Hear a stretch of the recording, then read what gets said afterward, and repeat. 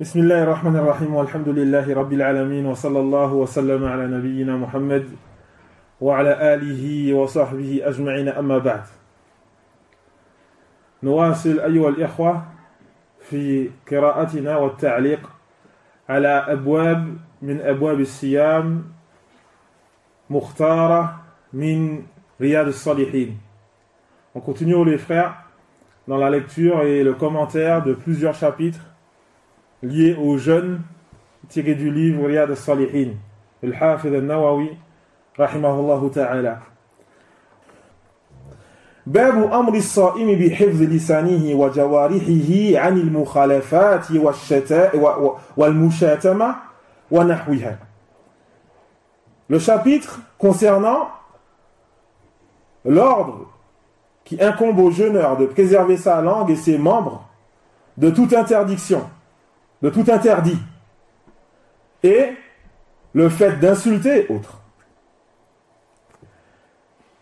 Al-Allama Ibn al-Uthaymin rahimahullah, il dit dans l'explication de ce chapitre, il dit وَالْمُرَادُ بِذَلِكَ أَنَّهُ يَجِبُ عَلَى الصَّائِمِ أَنْ يَتَجَنَّبَ كُلَّ قَوْلٍ مُحَرَّمٍ وَكُلَّ فِعْلٍ مُحَرَّمٍ. Il dit ce qui est voulu par là, c'est qu'il est obligatoire au jeûneur de délaisser toute parole et tout acte interdit. لأن الله تعالى إنما فرض الصيام من أجل التقوى. Parce que Allah Ta'ala, il a rendu le jeûne obligatoire à cause de la piété. Comme Allah Ta'ala le dit, يا أيها الذين آمنوا كتب عليكم الصيام كما كتب على الذين من قبلكم لعلكم تتقون. Ô vous qui avez cru, le jeûne vous a été prescrit comme il a été prescrit aux communautés d'avant vous, afin que vous atteigniez la piété. أي من أجل أن تتقوا الله عز وجل وتجتنبوا محارمه ولا يريد الله من عباده أن يضيق عليهم بترك الأكل والشرب والجماع ولكن يريد أن يمتثلوا أمره ويجتنبوا نواهيه حتى يكون الصيام مدرسة يتعودون فيها على ترك المحرمات وعلى القيام بالواجبات. Ensuite il dit, le Cheikh Ibn Uthaymin rahimahullah, et donc on comprend de ce verset que Allah tabaraka wa ta'ala nous a légiféré le jeûne afin qu'on le craigne, qu'on délaisse les interdits. Allah ne veut pas de ses serviteurs qu'ils, donc, le fait de les éprouver par le délaissement de la nourriture, de la boisson et des rapports intimes. Cependant, il veut que ses serviteurs lui obéissent et qu'il délaisse ses interdits afin que le jeûne soit un enseignement. Afin que le jeûne soit un enseignement et que les gens en profitent pour délaisser les interdits et accomplir les actes obligatoires. وإذا كان شهر كامل يمر بالإنسان وهو محافظ على دينه وتارك للمحرم قائم بالواجب فإن ذلك سوف يغير من مجرى حياته. Allahu Akbar. Le cheikh il nous dit, et donc si un mois entier passe, et la personne durant ce mois, elle préserve sa religion, délaisse les interdits, accomplit les obligations, alors cela va entraîner le fait que la vie de cette personne change. Tu as un mois, tu t'efforces de faire tes obligations, de délaisser les interdits, cela va t'aider par la suite, le reste de l'année, pour craindre Allah tabaraka wa ta'ala, te rapprocher de lui.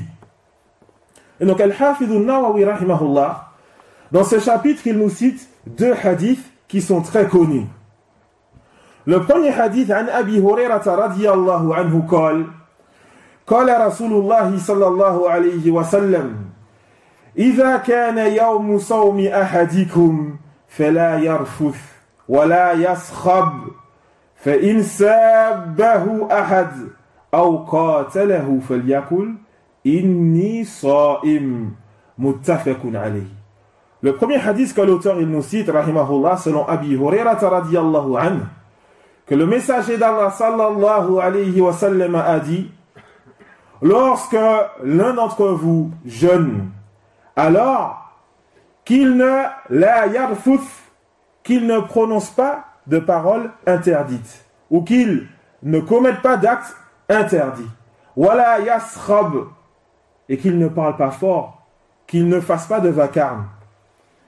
Et si quelqu'un l'insulte ou le combat, alors qu'ils disent, certes, je suis jeûneur. Hadith rapporté par Al-Bukhari et Muslim.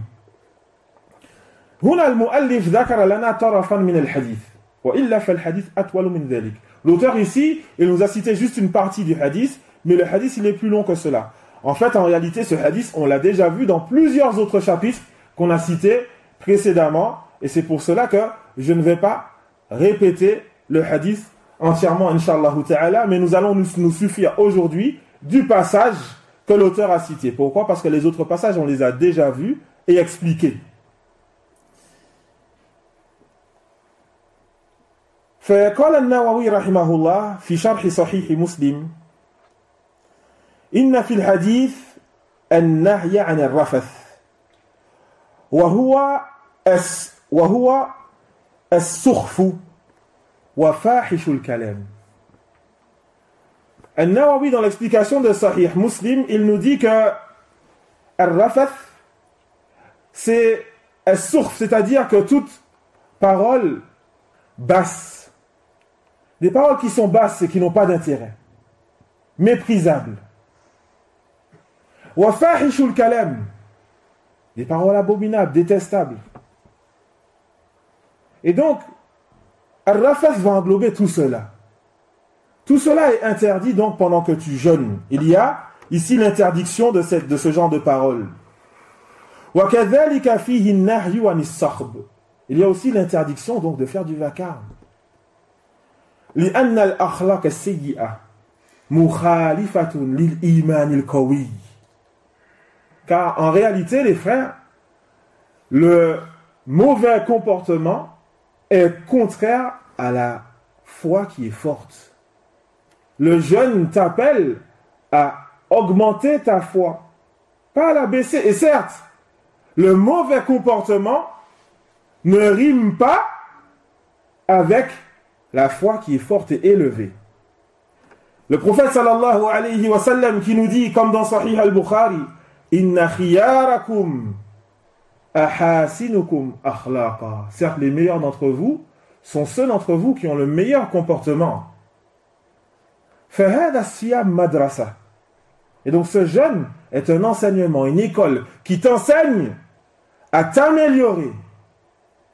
Wa hada tahsin yalzam minhu tahsin al-akhlaq. Et cette amélioration incombe l'amélioration du comportement. On ne va pas que dire l'augmentation des prières, fais qiyam al-layl, oui, jeûne, oui, invoque ton Seigneur, lis le Coran, etc. Et derrière, tu veux insulter les gens, tu parles mal. Il faut qu'on fasse attention à ça, mes frères. Cela aussi, ça fait partie de la foi. فَإِنْ سَبَّهُ أَحَدٌ أَوْ قَتَلَهُ فَلْيَقُلْ إِنِّي صَائِمٌ. Alors, si quelqu'un l'insulte ou le combat, alors qu'il dise, certes, je suis jeûneur. اختلف العلماء رحمه الله في هذا الكلام. Les savants, ils ont divergé ici.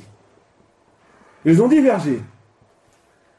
الصائم إن سبه أحد هل يقول للساب إني صائم يعني أنا لست عاجزا عنك والذي يمنعني من إجابتك هو كوني صائما. Est-ce que le jeûneur, lorsque quelqu'un l'insulte, il répond à cette personne, certes, je suis jeûneur, c'est-à-dire, je n'ai pas l'incapacité de te répondre, attention, je ne suis pas incapable de le faire, mais ce qui m'empêche de te répondre, c'est que je suis jeûneur. Ou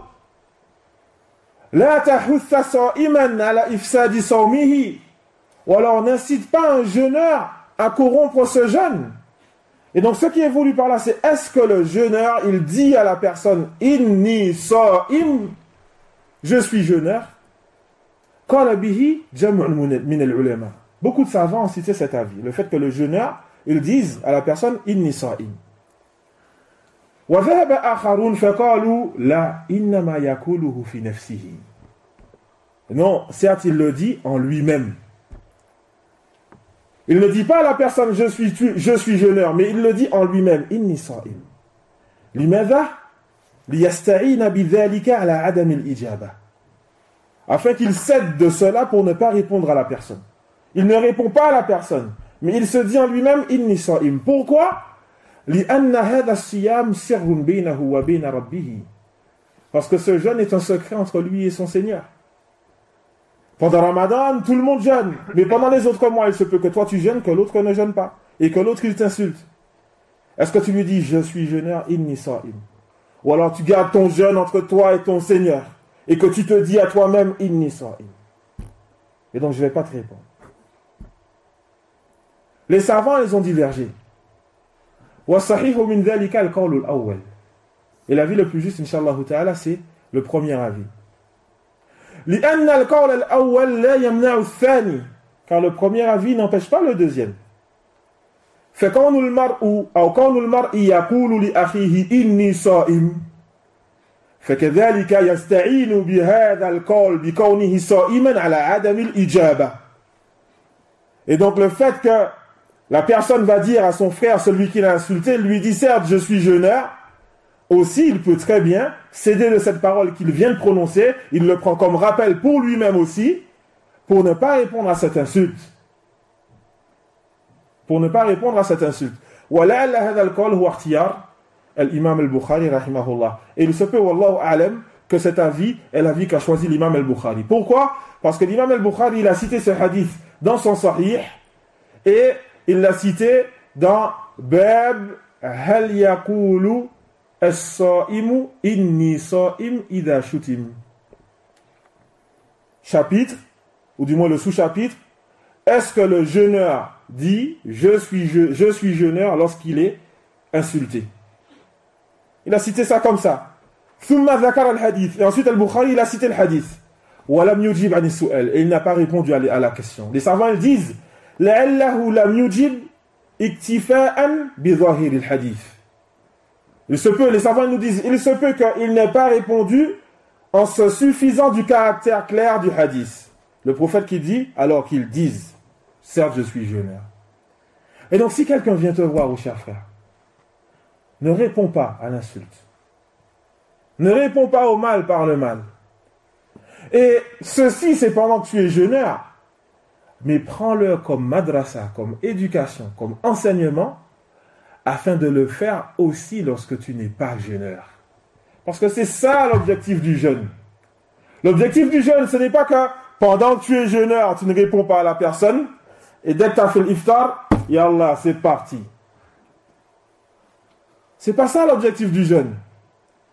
L'objectif du jeûne, c'est que tu arrives à le faire, que tu t'éduques pendant que tu jeûnes, afin que tu continues pendant que tu ne jeûnes pas. وَعِبَادُ الرَّحْمَنِ الَّذِينَ يَمْشُونَ عَلَى الْأَرْضِ هَوْنًا. Et les serviteurs de Rahman, le tout miséricordieux, ce sont ceux qui marchent sur terre humblement. وَإِذَا خَاطَبَهُمُ الْجَاهِلُونَ قَالُوا سَلَامًا. Et lorsque les gens qui s'adressent à eux en toute bassesse, alors ils leur disent salama. Salama, les savants du tafsir, ils nous disent, c'est-à-dire, ils prononcent des paroles qui sont privées de tout péché. Des paroles dans lesquelles il n'y a pas de péché. Ils répondent à cette personne sans qu'il n'y ait de péché dans la parole. Et donc c'est comme ça qu'on doit, les frères, on doit s'entraîner pendant ce mois afin d'améliorer nos propres personnes pour les autres mois. Ne pense pas que ceci, c'est spécifique aux jeunes, comme on va le voir dans le hadith précédent, Inch'Allah ta'ala. Ensuite, le deuxième hadith que nous cite l'auteur, rahimahullah, wa anhu radiyallahu anhu, et selon lui radiyallahu anhu, c'est-à-dire selon Abi Huraira. قال النبي صلى الله عليه وسلم من لم يدع قول الزور والعمل به فليس لله حاجة في أن يدع طعامه وشرابه رواه البخاري. Le prophète sallallahu alayhi wa sallam qui dit: celui qui ne délaisse pas la parole fausse et mensongère et le fait d'œuvrer avec celle-ci, alors Allah n'a pas besoin, Allah se passe du fait que celui-ci délaisse sa nourriture et sa boisson, rapporté par Al-Bukhari. فهذا الحديث أيها الإخوة ذكره البخاري في صحيحه كما نص عليه الشافعي كما نص عليه النووي رحمه الله. Et donc ce hadith, Al-Hafidh al-Nawawi l'a cité, l'imam al-Bukhari l'a cité dans son Sahih, comme l'a cité ici Al-Hafidh al-Nawawi. إلا أن البخاري رحمه الله ذكر هذا الحديث في كتاب الصيام. Sauf que Al-Bukhari il a cité ce hadith dans le chapitre du jeûne. Dans Sahih al-Bukhari, le chapitre du jeûne. أما في الأدب ذكره بلفظ أو بزيادة والجهل.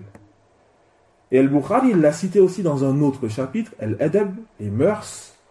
Sauf qu'ici, il y a aussi un rajout, c'est Al-Jahl. Man lam yada' qawl az-zur wal 'amal bihi wal jahl.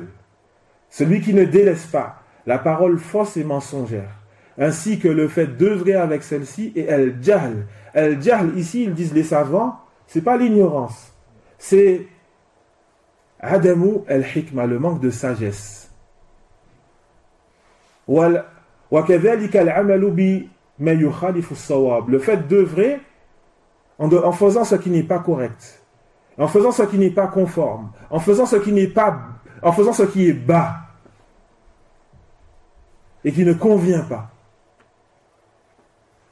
Et donc ici il y a plusieurs actes qui sont interdits dans le jeûne.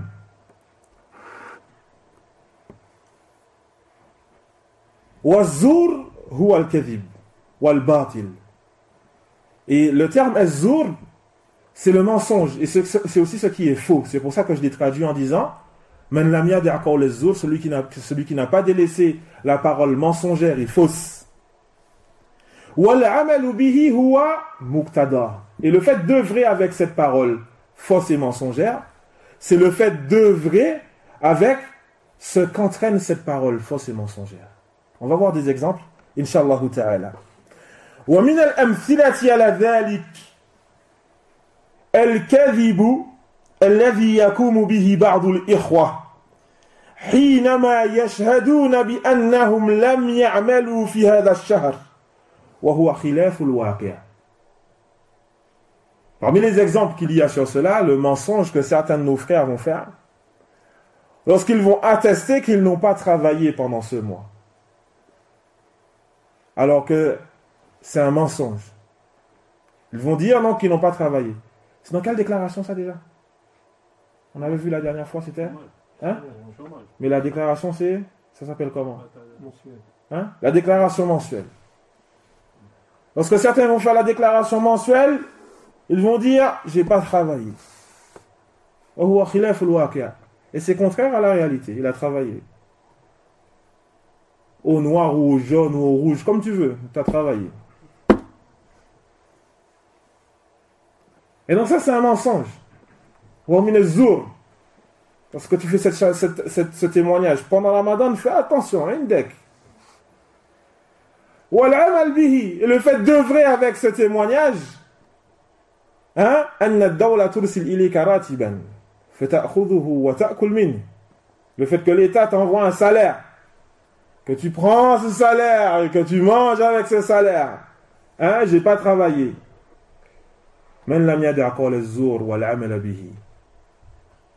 Celui qui n'a pas délaissé la parole mensongère et fausse, c'est le fait d'œuvrer avec celle-ci. Allah se passe du fait que celui-ci délaisse sa nourriture et sa boisson. وكذلك من الأمثلة على ذلك القول بمشروعية بعض البدع. Parmi les exemples de paroles fausses et mensongères, il y a le fait de dire que certaines innovations sont légiférées.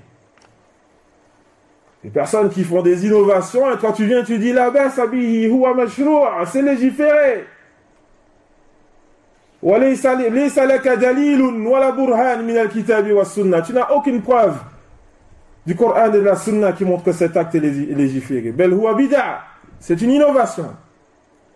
أَدْخَلْتَ فِي دِينِ اللَّهِ مَا لَيْسَ مِنْهُ. Tu as fait rentrer dans la religion d'Allah ce qui n'en fait pas partie. C'est pire que de mentir sur ton frère.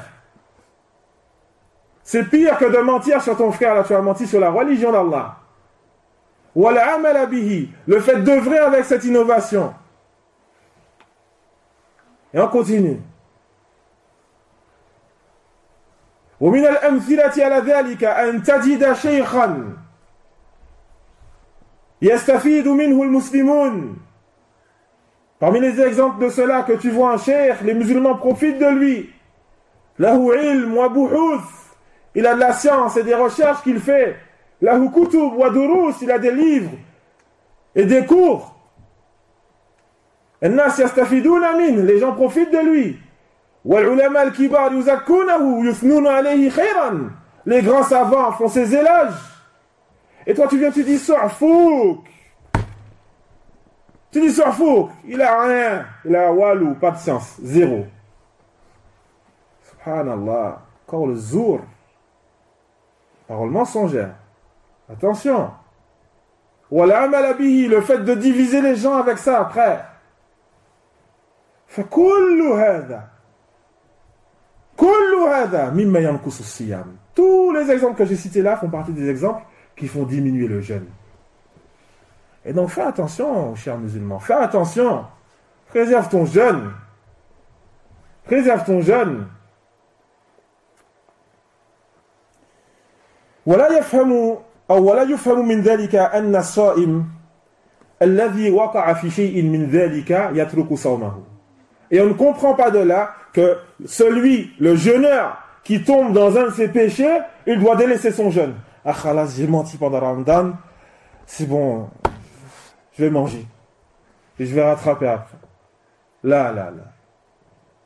Ça aussi, attention, peut-être que c'est aussi l'intention, attention. Et donc non, tu continues ton jeûne. On n'a pas dit que ça rend le jeûne caduc. On a dit que ça diminue ton jeûne. Certains savants disent qu'il n'y a pas de récompense quant à ce jeûne. Mais cela diminue ton jeûne. Alors fais attention afin que tu puisses profiter pleinement de ce mois. Que tu puisses profiter pleinement de ce jeûne. Que tu n'es pas juste, tu ne te sois pas juste fatigué. Mais profite pleinement de ce mois.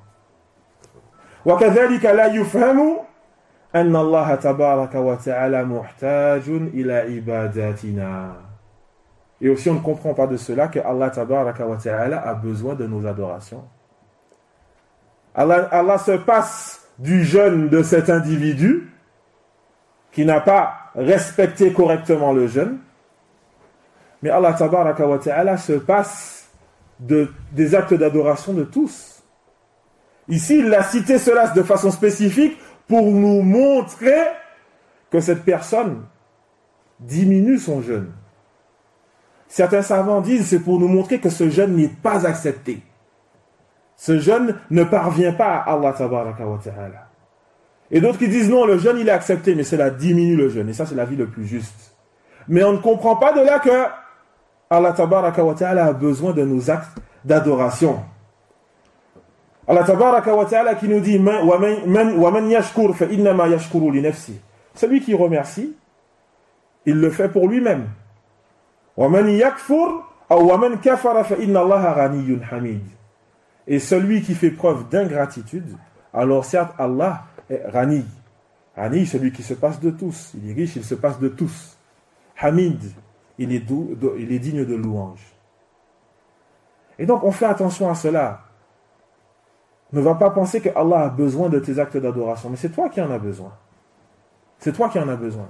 Et pour finir les frères, et donc il est important que on tire profit de ce mois.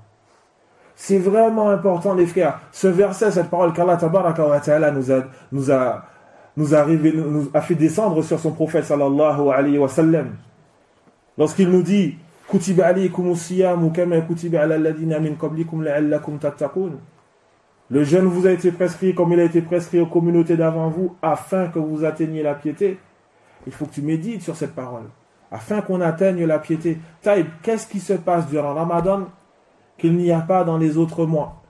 Qu'est-ce qui a été cité concernant les actes d'adoration durant Ramadan qui n'a pas été cité dans les autres mois, afin que je puisse en profiter pour m'améliorer pour les autres mois? Il faut que tu fasses ça tout le temps. Quand on te dit de faire attention à ta langue, c'est vrai, pendant Ramadan, fais attention à ta langue. Mais ce n'est pas que pendant Ramadan, pendant tous les autres mois. Quand on te dit fais qiyam al-layl, c'est vrai pendant Ramadan, fais qiyam al-layl, mais ce n'est pas que pendant Ramadan, c'est pendant les autres mois. On te dit jeûne, c'est pas que pendant Ramadan, c'est pendant les autres mois. On te dit donne l'aumône, c'est pas que pendant Ramadan, c'est pendant les autres mois.